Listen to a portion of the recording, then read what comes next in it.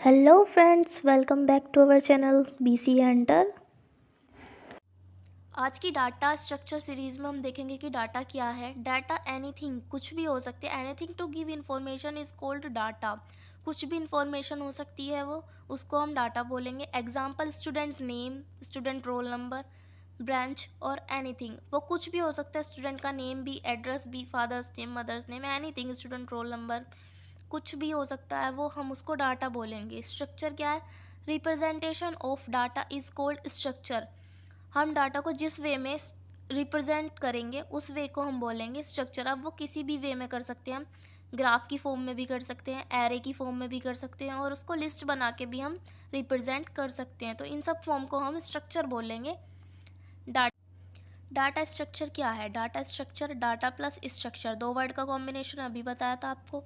तो जो data structure is a way to store and organise data. Data structure एक way है जिसपे हम डाटा को स्टोर करते हैं, ऑर्गेनाइज करते हैं, so that it can be use efficiently better way, जिससे हम उसको एक एफिशिएंटली यूज़ कर सकें in a better way.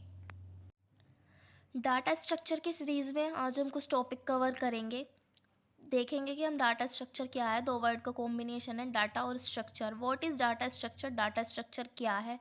Data structure के पर्पस क्या है? डाटा स्ट्रक्चर का क्लासिफिकेशन क्या है? और डाटा स्ट्रक्चर के ऑपरेशंस क्या हैं? What is algorithm? एल्गोरिथम क्या है? प्रॉपर्टी ऑफ एल्गोरिथम, और एल्गोरिथम की प्रॉपर्टीज़ क्या हैं? ये सारे टॉपिक हम अपनी डाटा स्ट्रक्चर सीरीज़ में कंप्लीट करेंगे। फर्स्ट क्वेश्चन है हमारा, what is data structure? Full explanation. तो हमारा आंसर है organised collection of data in particular format called data structure. Data को किसी भी पर्टिकुलर फॉर्मेट में कलेक्ट करके रखेंगे, हम ऑर्गेनाइज करेंगे, तो उस स्ट्रक्चर को ही हम डाटा स्ट्रक्चर बोलेंगे। Data structure is a technique और method of study how the data are interrelated to each other logically और मैथमेटिकली। डाटा स्ट्रक्चर एक ऐसी टेक्निक है और मेथड है जिससे हमें आसानी होती है इंटर रिलेट करने में डाटा को ईच अदर्स, मतलब कि लॉजिकली और मैथमेटिकली हम इंटर रिलेट कर सकते हैं आसानी से। अगर उसका स्ट्रक्चर होगा, इधर उधर बिखरा हुआ होगा, तो हम उसको इंटर रिलेट नहीं कर पाएंगे। और जब वो एक किसी फॉर्मेट में होगा, पर्टिकुलर फॉर्मेट में, तो हम उसको इंटर रिलेट ईजीली करेंगे और हमें समझने में भी आसानी होगी। तो डाटा स्ट्रक्चर इम्पॉर्टेंट भी है, और ये किसी भी डाटा को किसी भी पर्टिकुलर फॉर्मेट में हम कलेक्ट करेंगे, उस स्ट्रक्चर को ही हम डाटा स्ट्रक्चर कहेंगे। डाटा स्ट्रक्चर का एग्जाम्पल देखते हैं हम लिंक लिस्ट में। ये हमने लिस्ट बनाई है, इसमें डाटा लिख दिया। जैसे हमने एग्जाम्पल लिया है, एंजल किसी का नाम लिया है हमने डाटा में एग्जाम्पल के लिए, और ये हमने इसको लिंक करेंगे। यहाँ पे मैंने कर दिया वैसे सॉल्व, आपको समझा रही हूँ। यहाँ पे हमने इनकी नंबरिंग कर दी, नंबर डाल दिए इनके। ये हमारा डाटा हो गया, उल्टा सीधा डाल रखा है हमने स्पेलिंग, जो है एंजल की हमारा डाटा है। इसको हम लिस्ट कैसे करेंगे? अब हमें पहले ए प्रिंट कराना था, हमने करा दिया, ए नॉर्मली प्रिंट हो गया। ए के बाद हमें क्या चाहिए? ANGEL है, तो एन चाहिए हमें, तो एन देखेंगे हम कौन से नंबर पे, फोर्थ पे। तो ए के आगे हमने 4 डाल दिया इसका, फिर ये 4 पे जाके एन को प्रिंट करा देगा। एन के बाद हमें चाहिए जी, जी कौन से पे, 1 पे, तो हमने 1 डाला, ऐसे जी प्रिंट हो गया। ऐसे हम नेक्स्ट वाले का नंबरिंग डालेंगे तो वो प्रिंट हो जाएगा। ऐसे हमारा नाम प्रिंट हो गया इसमें, एंजल। ऐसे इसमें देखते हैं हम, दो दो का बॉक्स बना लेंगे, 1 2 3 4 5। हमारा एंजल जो है 5 वर्ड्स का है, डाटा को प्रिंट करने के लिए हमने 5 बॉक्स डबल के लिए इसमें ए डाला, NGEL। तो हम ए के बाद हमें एन चाहिए, एन प्रिंट कराना है हम, तो एन कौन से पे, 2 पे, तो यहाँ पे 2 आ जाएगा। जी कौन से पे, 3 पे, तो यहाँ 3 आ जाएगा।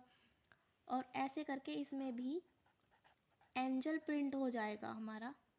ये हमारा डाटा आ जाएगा। बहुत ही नॉर्मल और इजी वे है समझने के लिए भी और करने के लिए भी। हमारा नेक्स्ट टॉपिक है purpose of data structure. Data structure का क्या, पर हम क्यों यूज़ करते हैं इसको, और इसका एम क्या है? तो the main aim of data structure is to increase the efficiency and decrease the storage requirement of programme.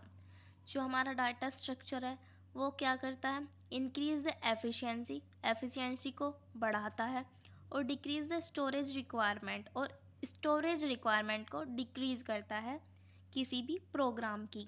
तो जब भी हम कोई प्रोग्राम बनाते हैं तो उसमें जो स्ट्रक्चर का पर्पज़ होता है वो उसकी एफिशिएंसी को इंक्रीज़ करना होता है और उसकी स्टोरेज रिक्वायरमेंट को डिक्रीज़ करना होता है। नेक्स्ट टॉपिक है हमारा classification of data structure. Data structure को क्लासीफाई करेंगे हम। तो फर्स्ट क्लासिफिकेशन है लीनियर एंड नॉन लीनियर। देखेंगे कि लीनियर में क्या होता है और नॉन लीनियर में क्या होता है। तो जो लीनियर में होता है वो सीक्वेंस की फॉर्म में, लीनियर में सीक्वेंस की फॉर्म में मेमोरी ऑक्यूपाइड होती है डाटा के लिए। कैसी होती है? सीक्वेंस की फॉर्म में। और जो नॉन लीनियर होता है इसमें एलिमेंट कहीं पे भी स्टोर हो जाता है, कोई सीक्वेंस नहीं होता इसका। तो जो सीक्वेंसेबल है वो है हमारा array, link list, stack, Q. And जो हमारा नॉन लीनियर है जिसमें हमारा एलिमेंट कहीं पे भी स्टोर हो जाता है तो वो है हमारा ग्राफ और tree.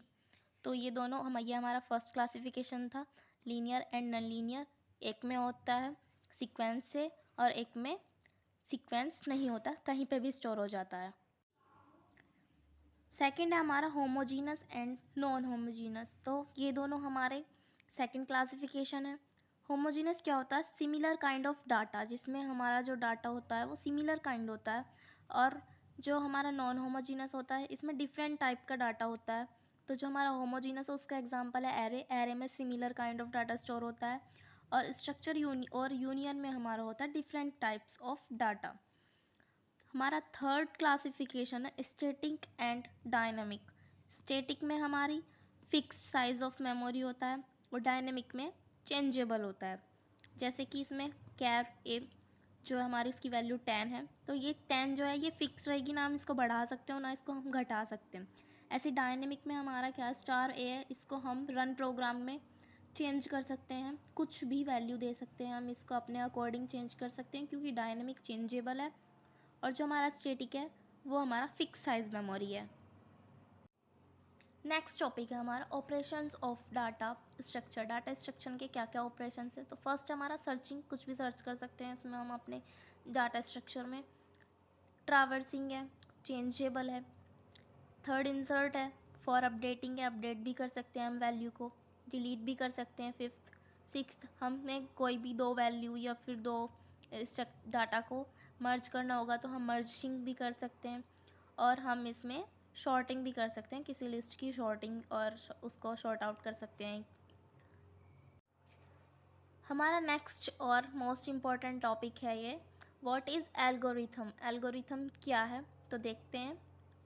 The step-by-step description of any program in general language is called algorithm. कोई भी स्टेप बाय स्टेप डिस्क्रिप्शन होगा हमारा प्रोग्राम का, किसी भी प्रोग्राम का जनरल लैंग्वेज में, तो उसको हम एल्गोरिथम कहेंगे। इसकी एक और एप्लीकेशन हो सकती है, जैसे कि algorithm is a sequence of an clear instruction used to solve a problem such a way that it can implement it as a program for computer. तो जो हमारा एल्गोरिथम है वो एक किसी इंस्ट्रक्शन का सीक्वेंस भी हो सकता है, क्योंकि हम इसको स्टेप बाय स्टेप करते हैं। तो किसी भी प्रोग्राम के इंस्ट्रक्शन भी हो गए, हम इसको इंस्ट्रक्शन की फॉर्म में भी हैं। तो ये किसी भी प्रॉब्लम को सॉल्व करने के लिए एक इंस्ट्रक्शन का सीक्वेंस भी कहा जा सकता है।